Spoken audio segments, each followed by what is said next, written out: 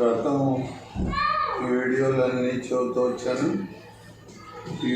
ఈ వీడియోలు ఎందుకు చేస్తున్నాము, ఇది కమర్షియల్ పర్పస్ కాదు. నాట్లాగే ఎవరైనా వాళ్ళ జ్ఞానాన్ని కనుక వాళ్ళకి అనుభవాలు, వాళ్ళ విషయాలు అందరికీ తెలియాలనుకున్నప్పుడు ఇలాంటి ప్రయత్నాలు ఏమైనా చేయొచ్చు. నా విషయానికి వస్తే ఒక్కోటి గుర్తు చేసుకుంటే చాలా ఉంటాయి. ఎక్కువ ఆల్మోస్ట్ ఇండియా అంతా నాకు సంబంధం ఉంది. అలాంటి వాటిలో ఈవేళ ప్రత్యేకంగా తీస్తున్న వీడియోలో మళ్ళీ నా చిన్నప్పటి విషయం ఒకటి చెప్పి, తర్వాత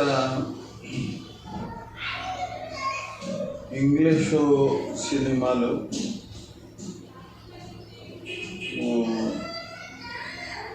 ఇంగ్లీషు సినిమాల పాటలు, ఆ పాడిన గొప్ప వ్యక్తులు వాళ్ళది ఈవేళ చెప్పాలని అనుకుంటున్నాను.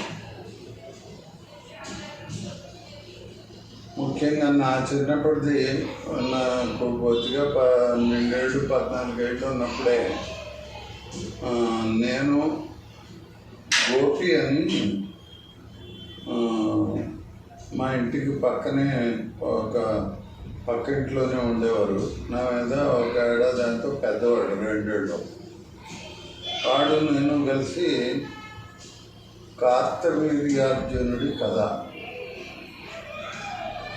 అందులో కన్నమ్మ గారిని ఎన్టీ రామారావు తల్లి, ఆవిడ పార్వతీ అంశతో ఈ కార్తవీర్యార్జునుడు, ఆ కథే గమ్మత్తుగా ఉంటుంది. అది ఆ సినిమాకి రామారావు కార్తవీర్యార్జునుడు. అది ఎందుకో ఆ సినిమా చూసాం కానీ పొంతనగా ఉన్నట్లేదు. ప్రతిసారి హీరోయిజం ఉంటుంది, హీరోయిజం తేలిపోతుంది, సినిమా తేలిపోయింది. అది పెద్దగా ఆడిందని నేను అనుకోను. అలాగే అమరావతి నాగేశ్వరరావు చాలా సినిమాలు పోయాయి. ఎక్కువ సినిమాలు కథాబలం, మాటలు, రచయితలు, పాటలు, మ్యూజిక్ డైరెక్టర్లు వాళ్ళ వల్ల కూడా ఎక్కువ శాతం వాళ్ళ వల్లే జరిగింది. అసలు నటన లేదని అన్నాం. కొంచెం రామారావు, నాగేశ్వరరావు ఇద్దరివి కూడా కొన్ని సినిమాల్లో చాలా ఓవర్ యాక్షన్ ఉండేది. అది కొంచెం ఇబ్బందికరంగా ఉండేది ఆ రోజుల్లోనే కొన్ని సినిమాలు. అది న్యాచురాలిటీకి కొంచెం దూరంగా ఉండేది. అదే తమిళ్లో కూడా అలాగే డబ్బింగ్ సినిమాలు విపరీతంగా వచ్చాడు.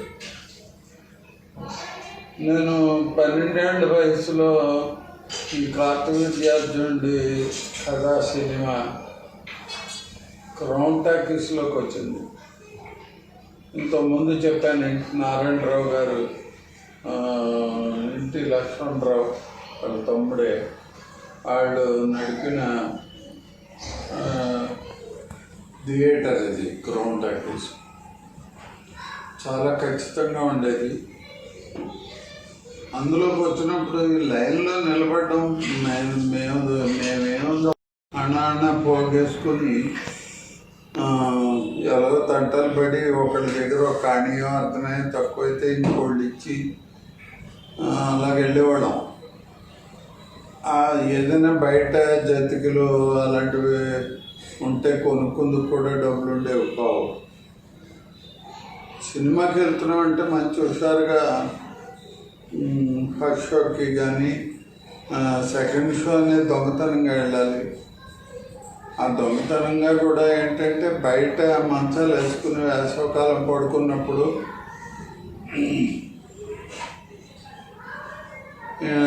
మా దుప్పట్లు మడతెట్టి ఆ రూమ్ మీద పెట్టేసి సినిమాకి వెళ్తే ఒక్కోసారి దొరికిపోయేవాళ్ళం, తన్నులు తినేవాళ్ళం.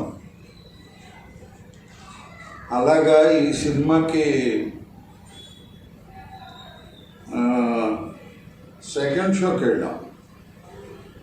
వెళ్ళినప్పుడు మామూలుగా ఆ రోజుల్లో సినిమా హాల్లో బయట రోడ్ల మీద వరకు లైన్లే, నేల బెంచి అన్నీ లైన్లే. ఏదో బాల్కనీ వాటికి ఖాళీగా ఉండేవి, కానీ బాల్కనీ అంటే పైది రిజర్వ్డ్, కుర్చీను బాల్కనీ కొంచెం ఖాళీగా ఉంటే ఉండేవి. బెంచి నేల అనేది ఉండదు. నేల అంటే నేల అనుకోకండి, నేల అంటే బెంచీలే. ఆ వెనకాతల బెంచి అంటే వెనకాతలు కూడా బెంచీలే, కానీ కొంచెం ఎత్తుగా ఉంటుంది, ముందుది బాగా పల్లం ఉంటుంది. అలాగా వెళ్ళినప్పుడు ఆ లైన్లో నిలబడ్డప్పుడు మీ ఇద్దరం, నా కాలుకి ఏదో తగిలింది కింద. తగిలితే అది నేను 1-2 సార్లు ఇలా తగులుతోందని ఒంగుని తీశాను. ఇప్పుడు మీకు లైన్ అంటే చెబుతున్నాను, తోపుళ్ళాట గట్టిగా ఉండేది. అది ఎవరో తెలియదుగా ఒక తోపు తోస్తే మధ్యలో లైన్లో ఉండేవాళ్ళు పక్కకు పోయేవారు, ఈ వెనకాతలు ఉండేవాళ్ళు ముందుకు వచ్చేసేవారు. ఈ డ్రామాలు కొద్దిగా జరిగేవి, అందులో మా పాత్ర కూడా ఉండేది. అయితే ఈ కాలుకి తగిలింది ఏంటా అని ఒంగుని తీస్తే అది ఒక పర్సు. అది ఆ పర్సు చూసేటప్పటికి ఆశ్చర్యం వేసి, నాకంటే కొంచెం పెద్దవాడు కాబట్టి వాడితో చెప్పాను, ఒరే ఇక్కడి నుంచి వెళ్ళిపోదామని. అని పక్కకు వచ్చేసి, ఒరే పర్సు దొరికిందిరా, కింద ఎవరితో పారేసుకున్నారు, మరి వాళ్ళకి ఇక్కడ ఈ లైన్ దగ్గర గట్టిగా వచ్చి ఆ పర్సు వాళ్ళకి ఇచ్చేద్దామా ఏంటని అడిగాను. అడిగితే వద్దొద్దు, ఇప్పుడు ఇక్కడే కాకినాడ మాట చెప్తున్నాను మీకు. కాకినాడ సినిమా రోడ్ అంటే ఆ రోజుల్లోనే చైన్ స్నాచర్స్ అంటే ఇప్పుడు టైప్లో మోటార్ సైకిల్ మీద వచ్చి కాదు, ఈ గుంపుగా ఉన్నప్పుడు మెడలో తీర్థాలు ఉన్నప్పుడు, తీర్థాలు అంటే ఎక్కువ పండగల టైంలోనే ఆ పనులు చేసేవారు. పిక్ పాకెటింగ్ ఒకటి, జేబులు కొట్టేయడం, బ్లాక్ మార్కెట్లో సినిమా టికెట్లు అమ్మారు. ఇవి ఎక్కువ రోడ్ అంతా ఉండేది. అయితే ఇది జరుగుతున్నప్పుడు ఈ వీడు కొద్దిగా తెలివి ఉపయోగించాడు. ఒరే ఇక్కడ కొట్టేస్తారా, ఆ పర్సు మనమే దొంగతనం చేసామని మనల్ని ఆ పర్సు తీసేసుకుంటారు, ఇక్కడ ఓపెన్ చేయడం మంచిది కాదు అన్నాడు. అది నిజమే. అక్కడ కేటుగాళ్ళు ఏం చేస్తారంటే మమ్మల్ని 4 దాన్ని అది తీసుకుని అది ఏదైనా వాళ్ళు అది తీసేసుకుంటారు, మమ్మల్ని దొంగల కింద చూపిస్తారు. మరి ఏం చేద్దామంటే ముందు బయటకు పోదామని ఆలోచించి, సచ్చిగోరి కొంచెం ఖాళీగా ఉంటుంది, ఇంగ్లీష్ పిక్చర్లు ఆడతాయి అక్కడ, ముందు అక్కడికి వెళ్ళిపోదామని సచ్చిగోరికి వెళ్ళిపోయాం. అందులో డబ్బులు తీసుకుని లోపలికి వెళ్ళాక టికెట్ కొనుక్కొని ఆ పర్సులో దాంట్లోదే డబ్బు తీసి టికెట్లు కొనుక్కున్నాం, ₹1 తీసి.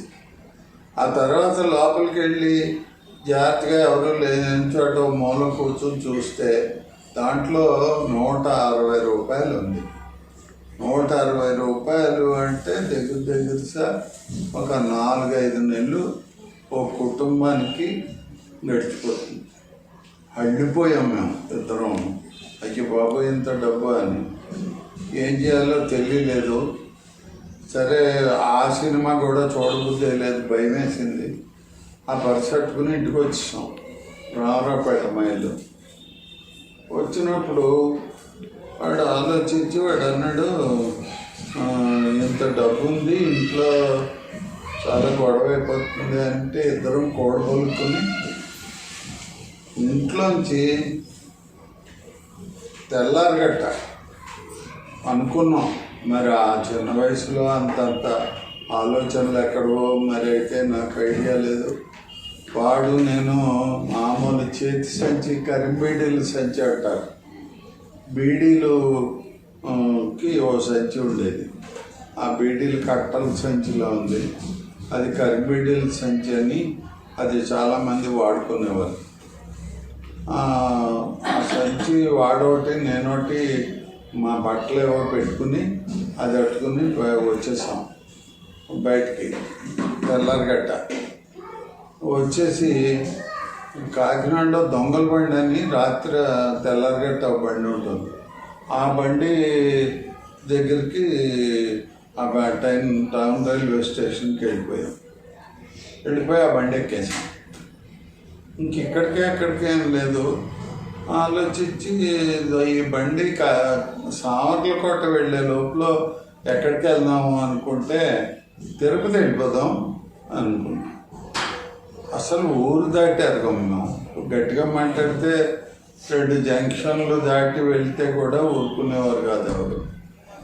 అలాంటిది బండి ఎక్కేసి వెళ్ళిపోయేది సామర్లకోటలో ఆగుతుంది. ప్యాసింజర్ కాబట్టి అది ఎక్కువసేపు ఒక్కో స్టేషన్లో ఆగుతుంది. ఆ సామర్లకోటలో ఆగినప్పుడు అదే ట్రైన్లో ఒకడు మమ్మల్ని అబ్జర్వ్ చేస్తున్నాడు, పరిశీలించి వాడు అంటాడు, వాడు మాకేసే చూస్తున్నాడు, అంటే ఇంట్లోంచి పారిపోయి వచ్చిన వాళ్ళని చూసినట్టు. అప్పట్లో కూడా కొంతమంది ఇంట్లోంచి పారిపోయేవారు. చూస్తుంటే వీడు మా గోపిగాడు అన్నాడు, ఒరే వాడు మనల్నే చూస్తున్నాడు, ఏం చేద్దామంటే చూద్దాం ఒకసారి అని మేడపాడు వచ్చింది. సామర్లకోట నుంచి వేటలపాలెం, మేడపాడు, ద్వారపూడి, అనపర్తి, రాజమండ్రి అలాగ ఉంటాయి స్టేషన్లు. ఆ మేడపాడు వచ్చాక మళ్ళీ ఆగినప్పుడు వాడికి ఒక ఐడియా చెప్పాను. మనం ఈ బండి దిగిపోయి మేడపాడు అట్నుంచి సామర్లకోట వెళ్తున్న ట్రైన్ ఒకటి వెళ్తుంది, అది ఎక్కేద్దాం అన్నాను. అంటే మళ్ళీ వెనక్కి వెళ్దాం కదా అని. లేదు ఎక్కేద్దాం, ఎక్కి ఇది కదులుతుంటే వాడు ఎక్కుతాడా లేదా చూద్దాం, ఇది కదిలేటప్పుడు దిగిపోదాం అన్నాను. ఈ ఐడియా నచ్చింది. మా ట్రైన్ తిరుపతి ట్రైన్ నుంచి మళ్ళీ సామర్లకోట వెళ్ళి ట్రైన్కి ఎక్కితే మేము అనుమానించినట్టు మాకంటే పెద్ద వయసు 30-40 ఉంటాయి. వాడు ఇక్కడ సామర్లకోట వెళ్ళే ట్రైన్.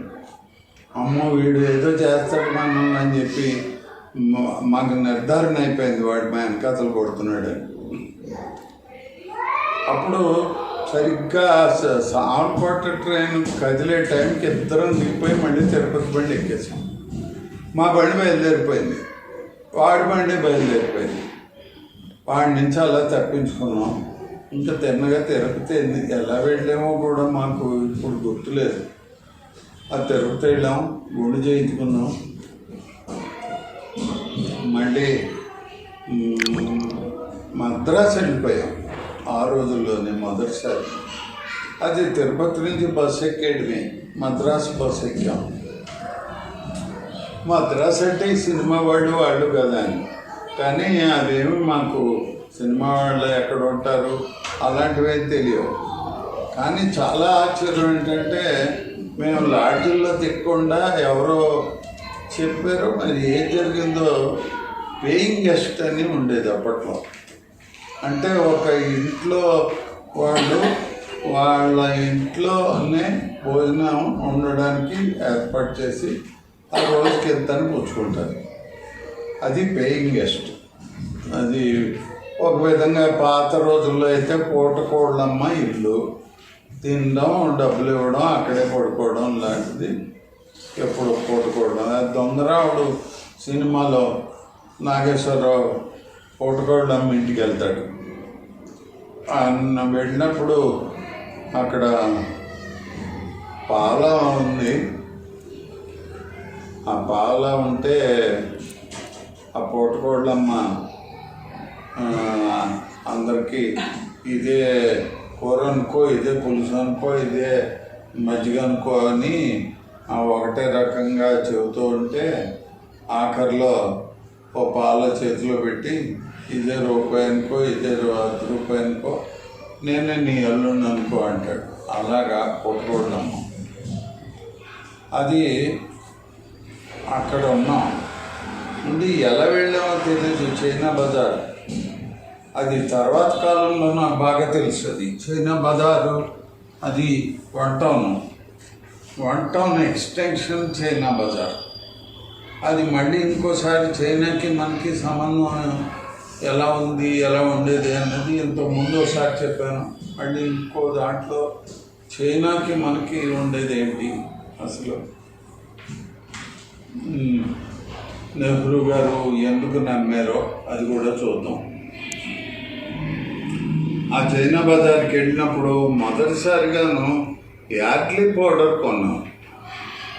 5 రూపాయలు యార్డ్లీ పౌడర్. అయితే ఆ పౌడర్ని కొనేసి ఏదో మరి దేనికి ఖర్చు పెట్టామో మాకు తెలీదు. అది పట్టుకుని నాకు ఇంటికి వెళ్ళడానికి భయం వేసి మా అప్పగారు విజయవాడలో 3వ అప్పగారు అన్నపూర్ణ రామమూర్తి గారు టెలికాం డివిజనల్ ఇంజనీర్ చేసి రిటైర్ అయ్యారు. నాదేళ్ళ రామమూర్తి గారు వాళ్ళు, ఆయన అక్కడ సూపర్వైజర్ గాంధీనగర్లో ఉండేవారు.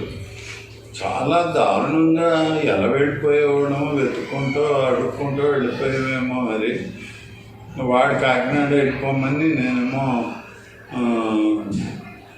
విజయవాడ దిగిపోయి విజయవాడలో మా అప్పగారి ఇంటికి వెళ్ళిపోయాను. ఏ విషయం చెప్పలేదు.